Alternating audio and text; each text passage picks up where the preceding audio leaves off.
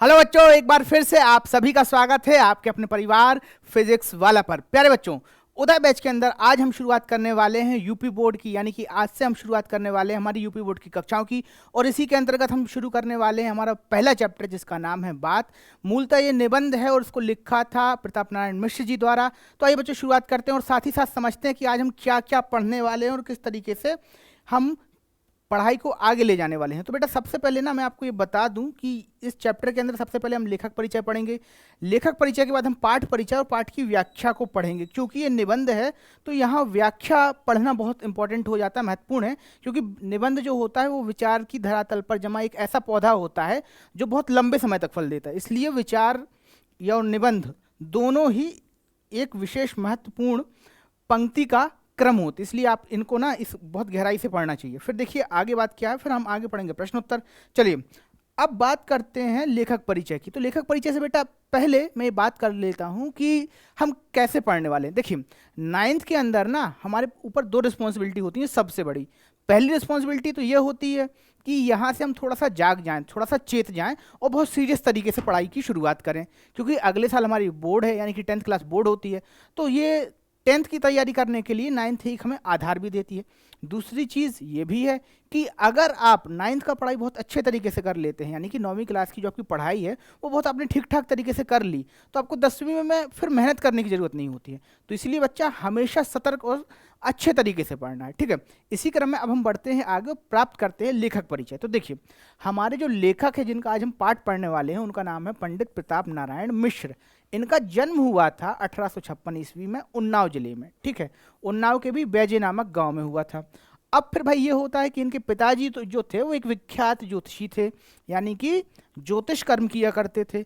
और इसी विद्या के आधार पर वो आ जाते हैं कहाँ, कानपुर में बस जाते हैं।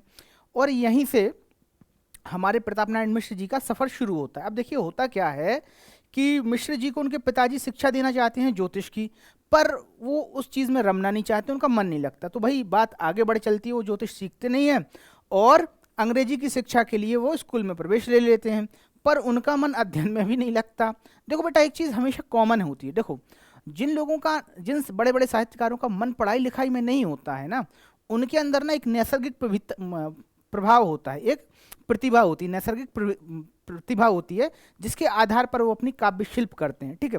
तो अगर कुछ ऐसा होता है जीवन में कि भाई कभी पढ़ाई में मन नहीं लगता है, तो आप और चीज़ों को भी ट्राई कर सकते हैं, जैसे साहित्य की दूसरी चीज़ों की ओर कुछ अच्छा सा ट्राई करते रहिए, कहीं ना कहीं तो मन लगेगा ही। अब देखिए आगे क्या होता है। फिर देखिए इन्होंने उस भाषा का अध्ययन तो नहीं किया, ठीक है, पर आगे क्या होता है कि इन्होंने हिंदी, उर्दू, फारसी, संस्कृत और बांग्ला का अच्छा ज्ञान हो गया था, ठीक है। अब ये ज्ञान कैसे हुआ भैया, ये ज्ञान हो जाता है व्यवहार के आधार पर। जब जैसे हम जिस तरीके के माहौल में रहते हैं, जिस तरीके की रुचियां हमारे अंदर होती हैं, तो धीरे धीरे धीरे धीरे उसी तरीके का माहौल भी, उसी तरीके की चीज़ें भी और उस चीज़ों से जुड़ी हुई सारी चीज़ें हम सीखना शुरू कर देते हैं, ठीक है। तो इसी तरीके से इन भाषाओं का ज्ञान हो गया। अब होता ये है कि एक बार ईश्वर चंद्र विद्यासागर जी इनसे मिलने आते हैं, ठीक है। और जब मिलने आते हैं तो उनके साथ ये पूरी बातचीत बांग्ला में ही करते हैं, ठीक है। वस्तुतः मिश्र जी ने स्वाध्याय एवं सुसंगति से जो ज्ञान और अनुभव प्राप्त किया था उसे गद्य, पद्य एवं निबंध आदि के माध्यम से समाज को अर्पित किया। तो बेटा इनका जो मूल आधार था ना ज्ञान प्राप्ति का, वो था स्वाध्याय और सुसंगति, ठीक है। स्वाध्याय मतलब खुद से पढ़ना, स्वयं अध्ययन करना, और सुसंगति मतलब अच्छी संगत। तो ये 2 चीज़ें आज भी बहुत महत्वपूर्ण हैं। यदि आपकी संगत अच्छी है, ठीक है, आप अच्छे लोगों के साथ उठते बैठते हैं, तो जीवन में आप तरक्की करेंगे ही, ठीक है। और दूसरी चीज़ स्वाध्याय भी करते हैं। स्वाध्याय मतलब सेल्फ स्टडी, आप खुद पढ़ते हैं, ठीक है। ये ज़रूरी नहीं कि आप किताबें या अपना कोर्स ही पढ़ें। जिस भी चीज़ में आप स्वाध्याय करेंगे, जिस भी चीज़ की रुचि के अंतर्गत आप स्वाध्याय करेंगे, आपका विकास उस विषय में, उस रुचि में बहुत विशेष हो जाएगा, ठीक है। तो बच्चा ये बात थी मिश्र जी के जीवन परिचय की। अब बात करते हैं आगे कि इनका साहित्यिक परिचय किस प्रकार था, साहित्य की दुनिया में ये कैसे आए और उन्होंने क्या क्या कार्य किए साहित्य की दुनिया में। तो देखिए साहित्यिक परिचय की यदि हम बात करें तो मिश्र जी ने अपना साहित्यिक जीवन ख्याल एवं लावनियों से प्रारंभ किया। बेटा ये जो दोनों रचना है ना, ख्याल और लावनिया, ये लोक संगीत का पार्ट है, ठीक है। क्योंकि आरंभ में इनकी रुचि लोक साहित्य का सृजन करने में थी, यहीं से साहित्यिक पथ के सतत प्रहरी बन गए। कुछ वर्षों के उपरांत ही ये गद्य लेखन के क्षेत्र में उतर आए। मिश्र जी भारतेंदु हरिश्चंद्र के व्यक्तित्व से बहुत प्रभावित होने के कारण उनको अपना गुरु मानते थे। उनकी ही व्यवहारिक भाषा शैली, ठीक है, यानी कि खड़ी हिंदी, ठीक है बेटा। यहाँ एक बात याद रखना कि भारतेंदु हरिश्चंद्र ने खड़ी हिंदी का प्रचार प्रसार किया था, ठीक है, तो उनकी जो व्यवहारिक भाषा शैली थी वो खड़ी हिंदी ही थी, ठीक है। अपनाकर मिश्र जी ने कई मौलिक और अनुदित रचनाएं लिखी, ठीक है। अब जिनमें से ब्राह्मण एवं हिंदुस्तान नामक पत्रों का सफलतापूर्वक संपादन किया। भारतेंदु जी की कवि वचन सुधा से प्रेरित होकर मिश्र जी ने कविताएं भी लिखी। इन्होंने कानपुर में एक नाटक सभा की स्थापना भी की, जिनके माध्यम से पारसी थिएटर के समानांतर हिंदी का अपना रंगमंच खड़ा करना चाहते थे।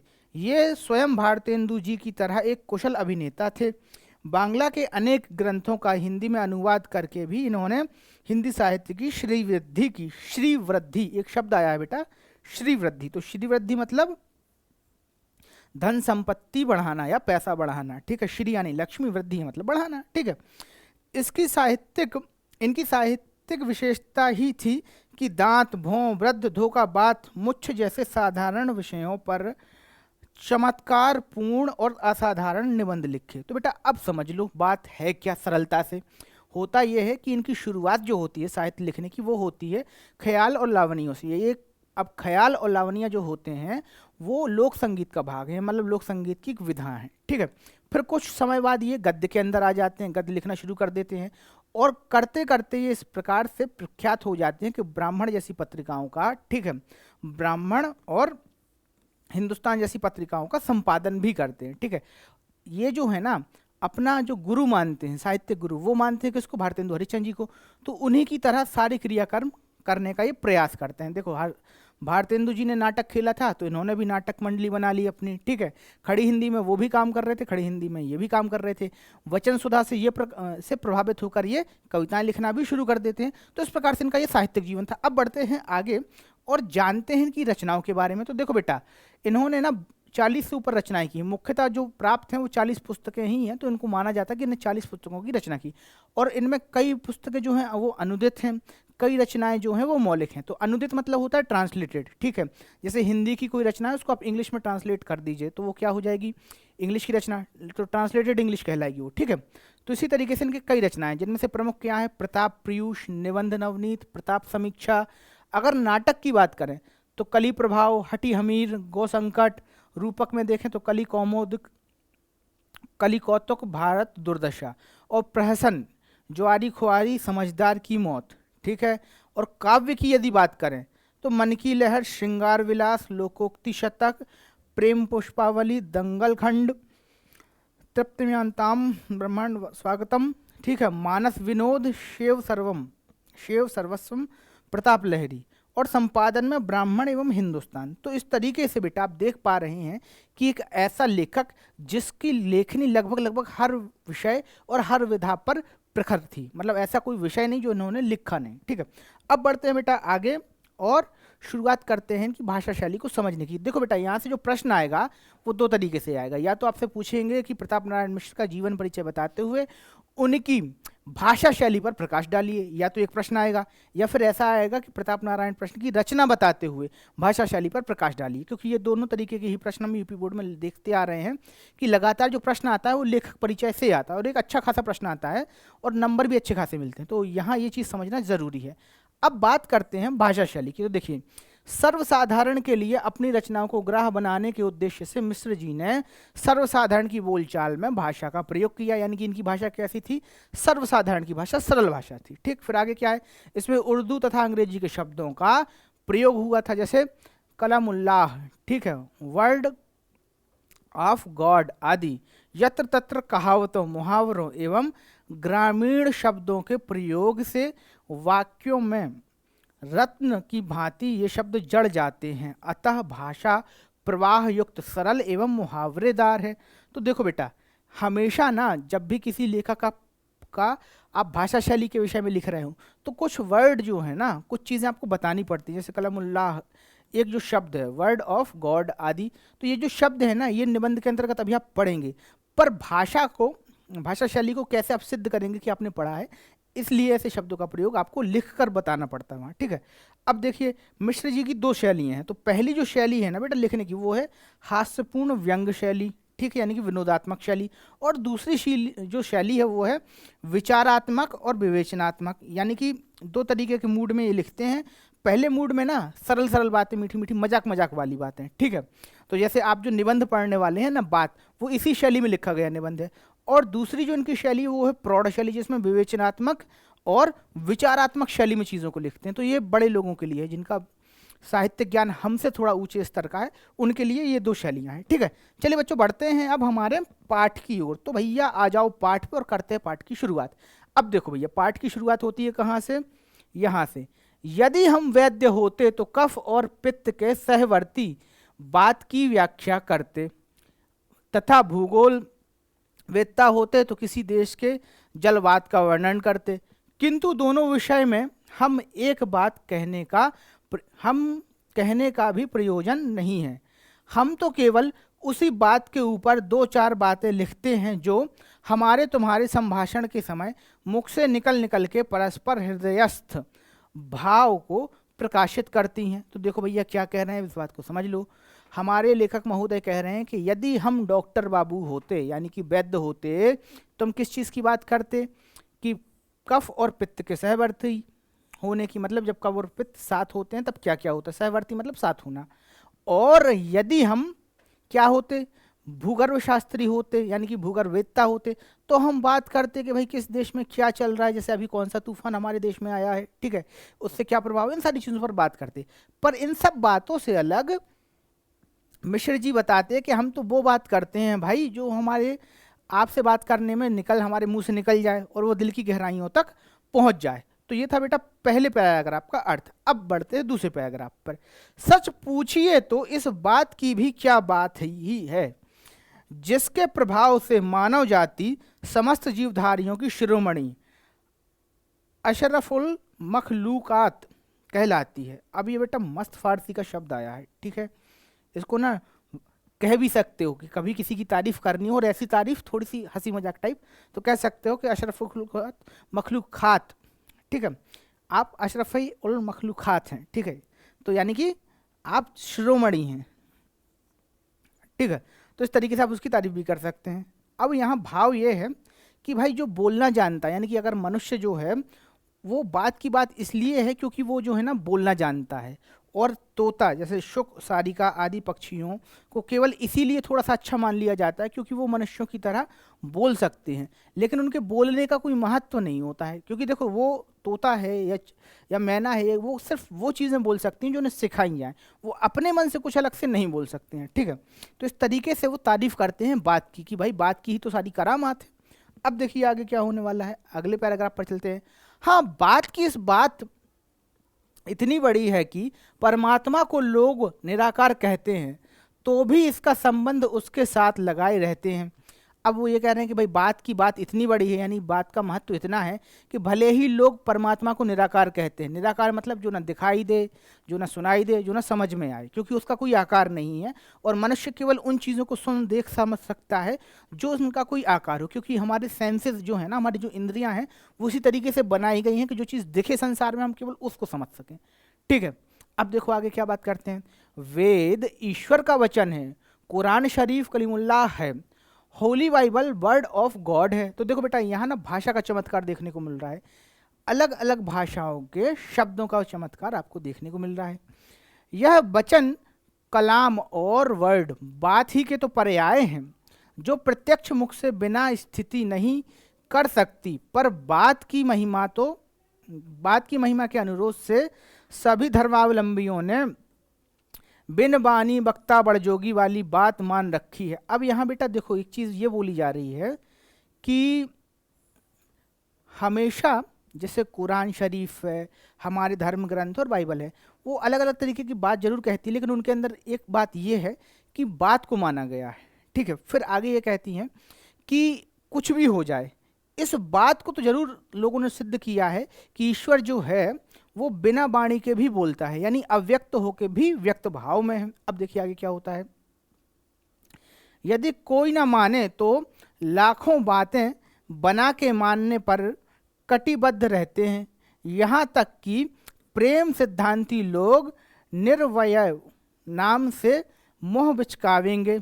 अब देखो ये बात कह रहे हैं कि भाई जो इन बात पर विश्वास ना करे, मतलब ईश्वर के सिद्धांत को ना माने, किस सिद्धांत को, निरामय सिद्धांत को, कि भाई ईश्वर निराकार है, उसके लिए भी तरह तरह के तर्क और तरह तरह की बातें कहते हैं, और अगर ना मानेंगे तो भाई कुछ और बोल के मुंह बिचकाएंगे। अब देखो आगे क्या है, आपणोपादो जवनो ग्रहिता, पर हट करने वालों को यह कह के बातों में उड़ावेंगे कि हम लूले लंगड़े ईश्वर को नहीं मान सकते, हमारा प्यार तो कोटि काम सुंदर श्याम वर्ण विशिष्ट है। निराकार शब्द का अर्थ श्री शालिग्राम शिला से है, जिसका श्यामता का उद्योतन करती है, अथवा योगाभ्यास का आरंभ करने वाले को आंखें मूंदने पर जो कुछ पहले दिखाई देता है वह निराकार अर्थात बिल्कुल काला है। सिद्धांत यह है, रंग रूप रहित को सब रंग रंजित एवं अनेक रूप सहित ठहरावेंगे, किंतु कानों अथवा प्राणों व दोनों को प्रेम रस से सिंचित करने वाली उसकी मधुर मनोहर बातों के मजे से अपने को वंचित ना हो रहने देंगे। तो देखो भैया ये है बात सिर्फ इतनी है कि जो चीज़ नहीं है, ठीक है, जैसे एक बात आई शब्द निराकार, तो लेखक ये बताता है कि निराकार का जो मूल रंग है वो काला ही है, क्योंकि जब हम योगाभ्यास करते हैं, आंखें बंद करते हैं, तो सबसे पहले जो रंग आता है वो आता है काला रंग। और इसके पीछे का सिद्धांत फिर उन्होंने बताया कि जिस तरीके से जो रंग रहित है उसे रंग सहित ठहराना, ठीक है, उसके लिए तमाम तरीके के तर्क देना, ठीक है, और उन तर्कों के लिए जो बातों का प्रयोग हो उसका आनंद लेना ही मूल आधार मान लिया जाएगा, ठीक है, क्योंकि वही तो बात है ना, बातों की करामात तो है ही। अब चलिए भैया बढ़ते हैं आगे, अगले पैराग्राफ को समझते हैं। देखिए, जब परमेश्वर तक बात का प्रभाव पहुंचा हुआ है तो हमारी कौन बात रही, हम लोगों के तो गात माही बात करामात है, यानी कि शरीर में ही बात की करामात है। नाना शास्त्र पुराण इतिहास काव्य कोश इत्यादि सब बात ही के फैलाव हैं, जिनके मध्य एक एक बात ऐसी पाई जाती है जो मन बुद्धि चित्त को अपूर्व दशा में ले जाने वाली अथवा लोक परलोक में सब बात बनाने वाली है, ठीक है। यहाँ लेखक बोल रहे हैं कि ये जो संसार में आपको दिखाई देता है ना, ये बात का ही प्रभाव है, ईश्वर पे भी बात का प्रभाव पड़ता है। और फिर आगे ये बोल रहे हैं कि भाई ये जो शरीर है ये भी बात की ही करामात है, ठीक है। हमारे जो स्मृति हैं, हमारे जो इतिहास में, उसमें एक एक बात ऐसी है जो हमारी जीवन की व्यवहारिक दशा, यानी कि जो हम व्यवहार कर रहे हैं समाज में वो, और पारलौकिक दशा यानी मरने के बाद जब हम जहाँ ऊपर जाएंगे तो वो दोनों चीज़ों को बदलने वाली है, ठीक है। तो कितनी गहरी बात कही है, देखिए। अब देखिए आगे क्या होता है। यदि बात का कोई रूप नहीं बतला सकता कि कैसी है, पर बुद्धि दौड़ाइए तो ईश्वर की भांति इसे भी अगणित ही रूप पाइएगा। अब यहाँ एक बात, गहरी बात कह रहे हैं कि जिस तरीके से ईश्वर का कोई रूप रंग नहीं होता, आप जिस रंग में ईश्वर को मानना शुरू कर देंगे ईश्वर उसी रंग में प्रकट होना शुरू हो जाएगा। इसी तरीके से बात का भी कोई रूप रंग नहीं है, बस आप जैसी बात कहिएगा वो भी ईश्वर की तरह अगणित हो जाएगी, उस तरीके से परिणाम आना शुरू हो जाएंगे। बड़ी बात, छोटी बात, सीधी बात, खोटी बात, टेढ़ी बात, मीठी बात, कड़वी बात, भली बात, बुरी बात, सुहाती बात, लगाती बात इत्यादि सब बात ही तो हैं। तो जिस तरीके से ईश्वर के स्वरूप है उसी तरीके से बात के स्वरूप भी बताए कि अच्छी बात भी लग गई, बुरी बात भी है, ये है वो है, बात दसों तरह की है, ठीक है।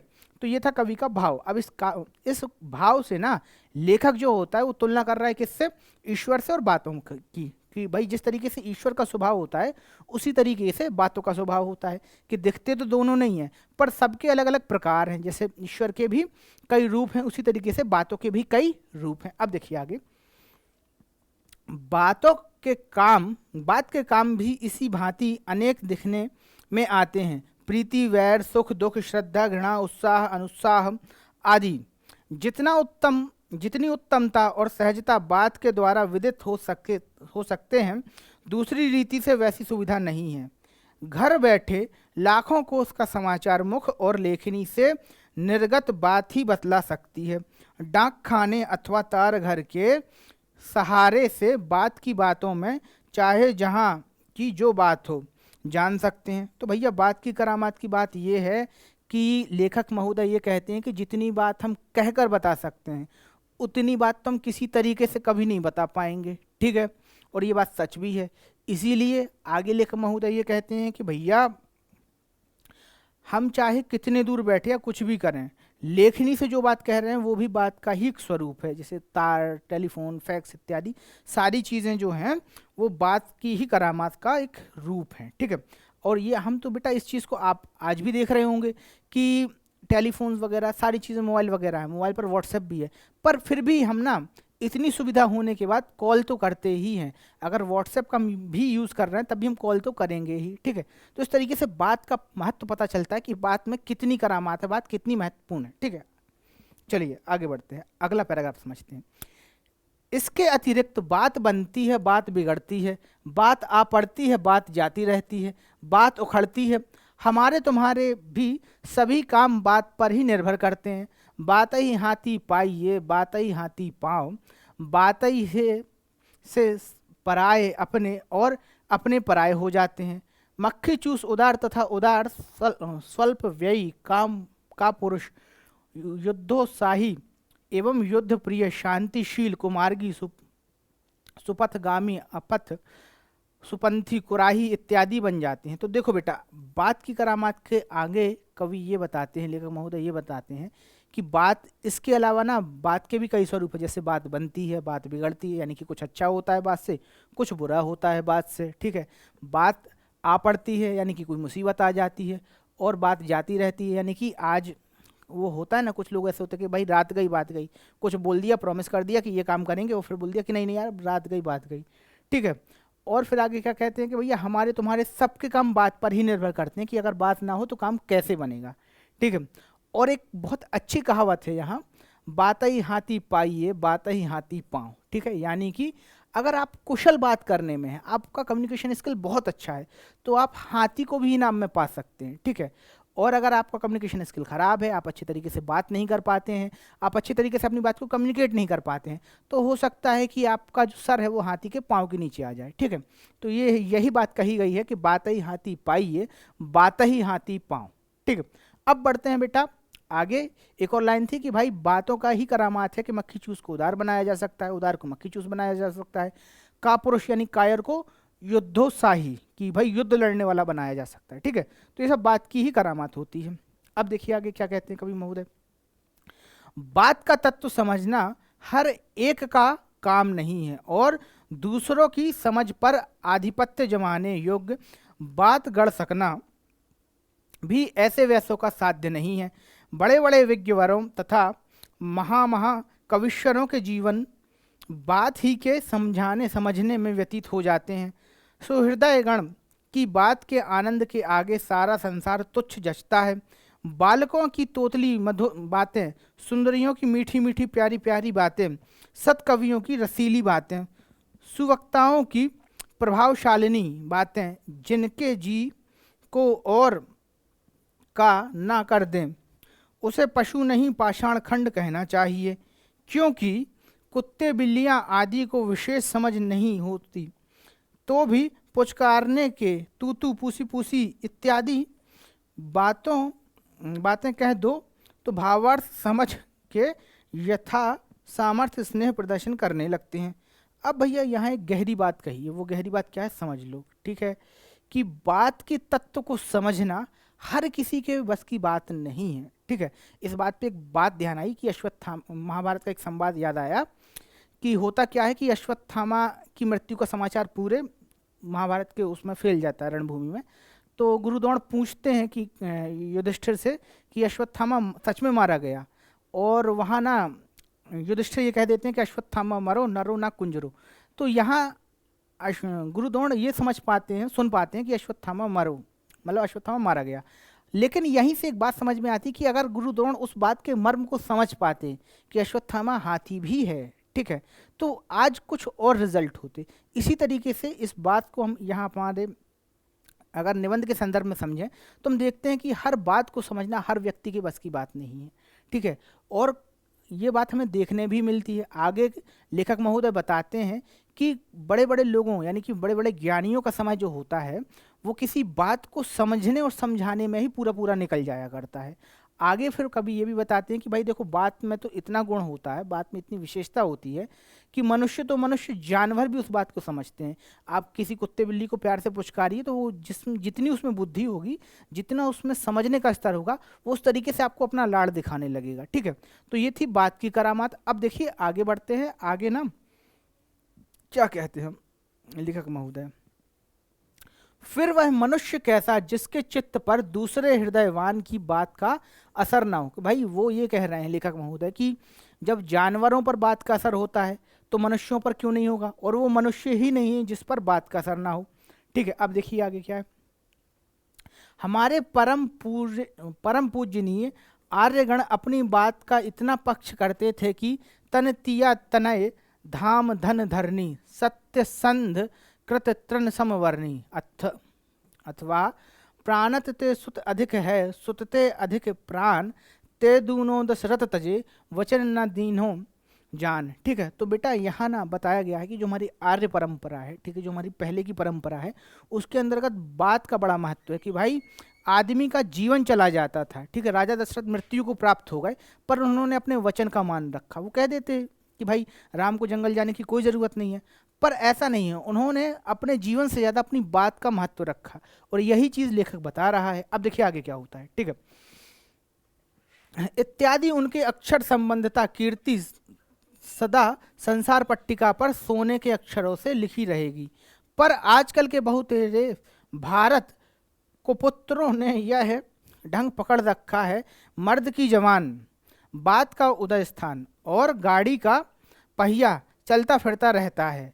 आज जो बात है कल ही स्वार्थंधता के वश हुजूरों की मर्जी के मुवाफिक दूसरी बातें हो जाने में तनिक भी विलंब की संभावना नहीं रहती। यद्यपि कभी कभी अवसर पड़ने पर बातों के अंश का कुछ रंग ढंग परिवर्तित कर लेना नीति विरुद्ध नहीं है, पर कब जात्योपकार, देशोद्धार, प्रेम प्रचार आदि के समय ना कि पापी पेट के लिए। अब देखो बेटा, यहाँ एक बात बहुत कीमती कही गई है और इस बात को समझ लो जीवन में। ठीक है, पढ़ाई लिखाई से ये अलग एक बात ये भी है कि कुछ चीज़ें ऐसी साहित्य के अंदर डाली जाती हैं कि हमारी आने वाली जो पीढ़ी उस चीज़ को समझे। तो ऐसी ही एक बात है, एक राजा दशरथ का उदाहरण दिया कि एक व्यक्ति ऐसा था हमारी परंपरा में जो अपनी बात के लिए अपने प्राणों को त्याग देता है। ठीक है, और वो बात कोई बहुत बड़ी बात नहीं थी, उनके घर के अंदर की बात थी कि भाई उनकी पत्नी ने वचन मांगा कि राम जंगल चले जाएं, और वो राम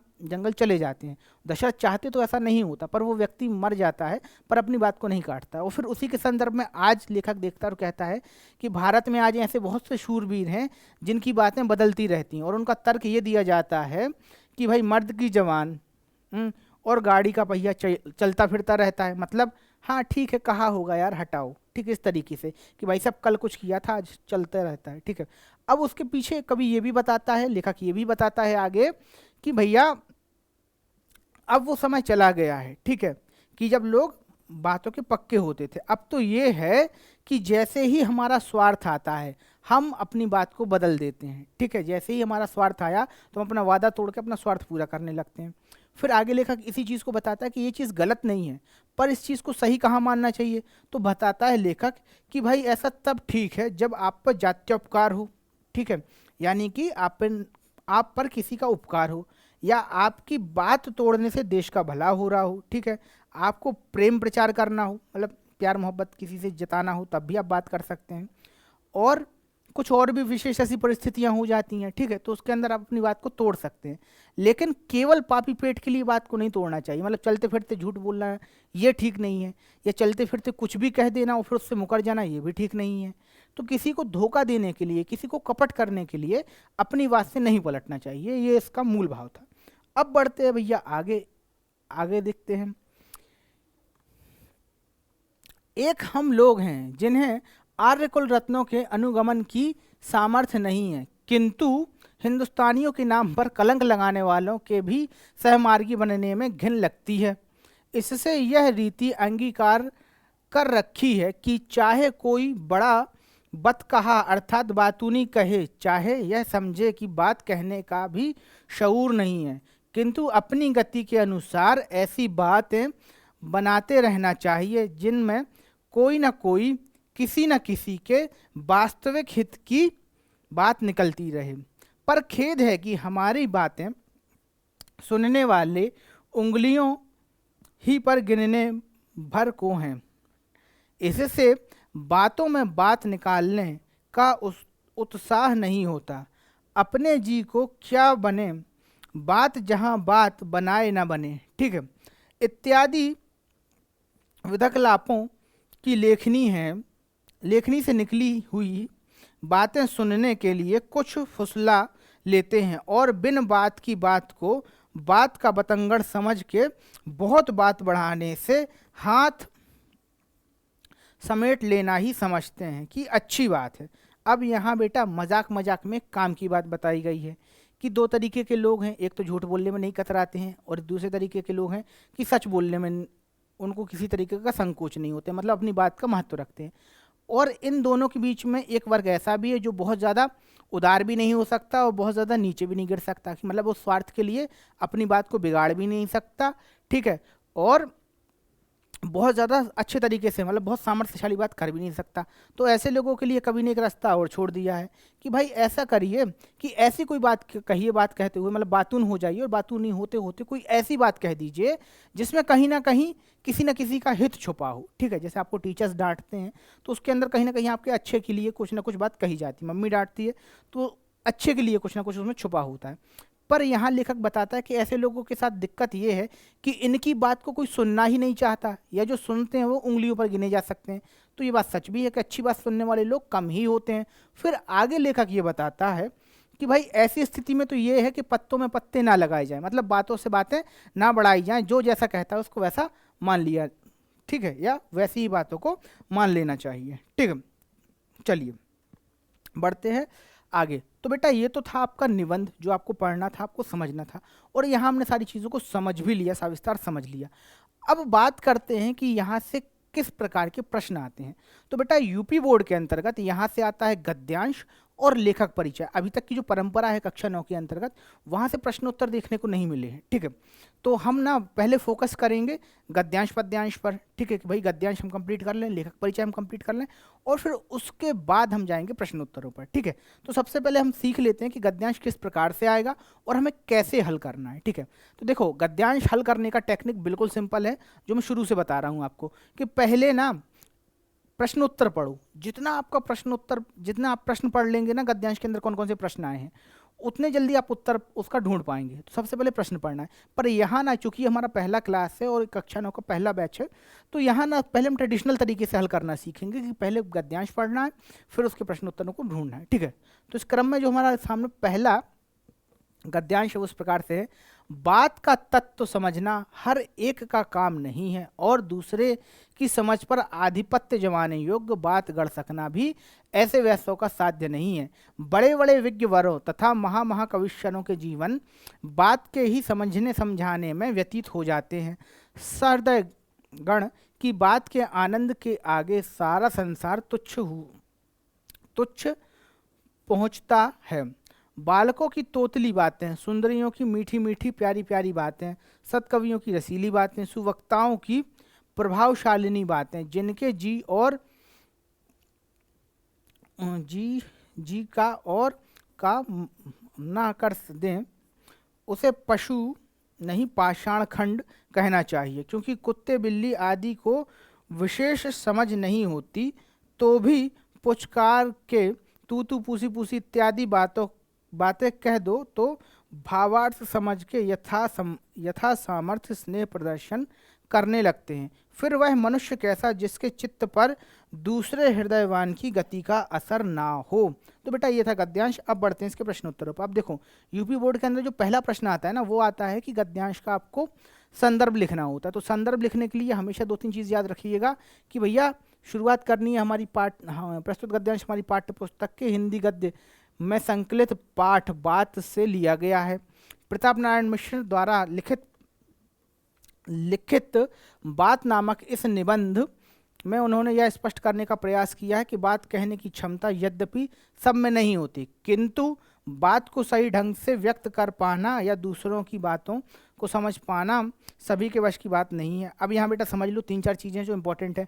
हमेशा जब भी शुरुआत करें तो आप पाठ्य पुस्तक के बारे में बताएं कि भाई पाठ्य पुस्तक के किस खंड से लिया गया है, गद्य खंड से कि पद्य खंड से। फिर आगे आपको ये बताना है कि भाई कौन सा है पाठ का नाम, यानी कि पाठ का नाम क्या है। फिर आगे आपको बताना है राइटर का नाम, यानी कि लेखक कौन है।